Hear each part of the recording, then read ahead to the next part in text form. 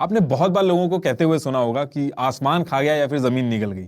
लेकिन अर्थ पे एक ऐसी जगह है जहां पे लोगों ने क्लेम किया है कि वहां पे सच में ऐसा होता है। ये जगह नॉर्थ अटलांटिक ओशियन के वेस्ट रीजन में है। यूएस के स्टेट फ्लोरिडा से लेके पुएर्टो रिको आइलैंड और बरमूडा के बीच में है। अब क्योंकि ये तीनों मिलकर ट्रायंगल बनाते हैं, इसलिए इस एरिया को कहा जाता है बरमूडा ट्रायंगल। लेकिन इस एरिया में जो जो इंसिडेंट्स हुए हैं उसकी वजह से इसको और भी नाम दिए गए हैं, जैसे Devil's Triangle, the Limbo of the Lost. अब बात यह है कि ये जो एरिया है इसके बारे में बात होना शुरू कैसे हुई।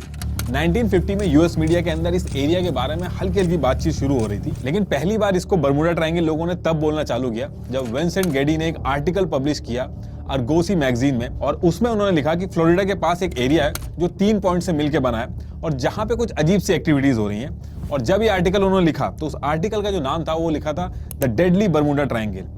उसके बाद जब भी इसके बारे में बात हुई तो इसको लोगों ने बरमूडा ट्रायंगल ही बोला, और तब से लेके आज तक इसको बरमूडा ट्रायंगल ही बोला जाता है। ये जो बरमूडा ट्रायंगल का एरिया था, इसमें सबसे बड़ी दिक्कत ये थी कि जैसे ही इस एरिया में जाओ तो कभी रेडियो ना चले, कभी कंपास खराब हो जाए, इलेक्ट्रॉनिक डिवाइसेस जो थी उनकी जो रीडिंग थी वो फ्लक्चुएट करने लगती थी। और ये सब तो चल ही रहे थे, इसके साथ साथ आसमान से प्लेन और समुद्र से शिप्स ये भी गायब हो रहे थे, और इनके साथ साथ जो लोग थे वो भी गायब हो रहे थे। और गायब भी इस तरीके से हो रहे थे कि चाहे आदमी हो या फिर शिप, उनका एक छोटा सा टुकड़ा तक नहीं मिल रहा था। अब जब ये सारे इंसिडेंट्स हो रहे थे तो लोगों ने अलग अलग चीजें बोलना चालू कर दी थी। कुछ लोगों ने ये बोला कि इस एरिया में सी मॉन्स्टर है, कुछ का कहना था कि एलियंस का इन्फ्लुएंस है इस एरिया में, कुछ लोगों ने इसको इल्यूमिनाटी की जो कॉन्स्पिरेसी है उससे जोड़ना चालू कर दिया, लेकिन कंफर्म कुछ भी नहीं हो रहा था। अगर आप सर्च करोगे तो आपको पता चलेगा कि ऑल ओवर वर्ल्ड में बरमूडा ट्रायंगल के ऊपर जितनी मूवीज, बुक्स, डॉक्यूमेंट्री बनी है, शायद ही किसी और टॉपिक पे बनी है। 1888 में एक शिप था जिसका नाम था एलन ऑस्टिन। ये इंग्लैंड से न्यूयॉर्क के लिए निकलता है। 2 से 3 वीक ट्रैवल करने के बाद इस शिप का जो कैप्टन था,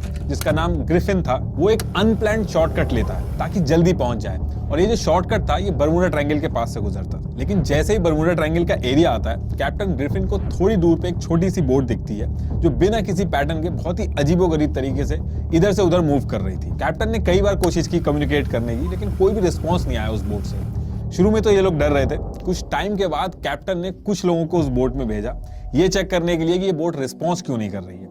लेकिन उस बोट पे पहुंचने के बाद हर कोई शॉक्ड हो गया था, क्योंकि वो पूरी की पूरी बोट खाली थी, उस पे कोई भी नहीं था, ना तो कैप्टन था, ना कोई क्रू था, ना ही कोई पैसेंजर था, और सारी चीजें उस बोट की सलामत थी, कोई डैमेज नहीं था। इसके बाद ये लोग मिलकर डिसाइड करते हैं कि जो बोट है इसको अपने साथ न्यूयॉर्क लेके चलते हैं, वहां की जो अथॉरिटी होगी उसको इन्फॉर्म कर देंगे ताकि अगर कोई इलीगल एक्टिविटी वगैरह हो रही है तो उसको ट्रैक करा जा सके। अब जब ये लोग बोट को अपने साथ न्यूयॉर्क की तरफ लेके चलते हैं तो एक बहुत ही भारी तूफान आता है और कुछ देर के लिए जो बोट थी वो गायब हो जाती है। और जैसे ही तूफान शांत होता है दोबारा से ये बोट दिखती है, लेकिन हर कोई उस बोट को देख के शॉक्ड हो जाता है, क्योंकि जितने भी लोग उस बोट को न्यूयॉर्क लेके जा रहे थे सारे के सारे गायब थे, और जो बोट थी उसको कुछ भी नहीं हुआ था। इसके बाद ये लोग बोट को वहीं पे छोड़ देते हैं और न्यूयॉर्क निकल जाते हैं, और नेक्स्ट डे हर तरफ ये कहानी फैल जाती है। एक और बोट थी जिसका नाम था मैरी सेलिस्ट। इसको 7 नवंबर 1872 न्यूयॉर्क से इटली के लिए निकलना था, और ये जो शिप थी इस पे भी बहुत सारे लोग थे और बहुत ही खचाखच भरा हुआ था। लेकिन जब ये शिप बरमूडा ट्रायंगल के पास पहुंचती है उसके थोड़ी देर बाद ये गायब हो जाती है। इसको बहुत ढूंढा जाता है लेकिन ये कहीं भी नहीं मिलती। लेकिन करीब 1 महीने के बाद 4 दिसंबर 1872 को ये शिप बरमूडा ट्रायंगल के पास तैरता हुआ दिखता है। अब जिन लोगों को ये शिप दिखता है वो लोग इन्फॉर्म करते हैं, उसके बाद रेस्क्यू टीम आती है। लेकिन हैरानी की बात सबसे ज्यादा ये रहती है कि पूरी शिप के ऊपर एक भी आदमी नहीं था। जो पूरी की पूरी शिप थी उसको कोई भी नुकसान नहीं हुआ था, यहाँ तक कि डिनर टेबल पे खाना एज इट इज पड़ा हुआ था। खाने की जो प्लेट्स थी वो एज इट इज पड़ी हुई थी, लेकिन कैप्टन, क्रू और पैसेंजर सब के सब गायब थे। इन लोगों का आज की डेट तक पता नहीं चल पाया कि ये लोग गए कहाँ।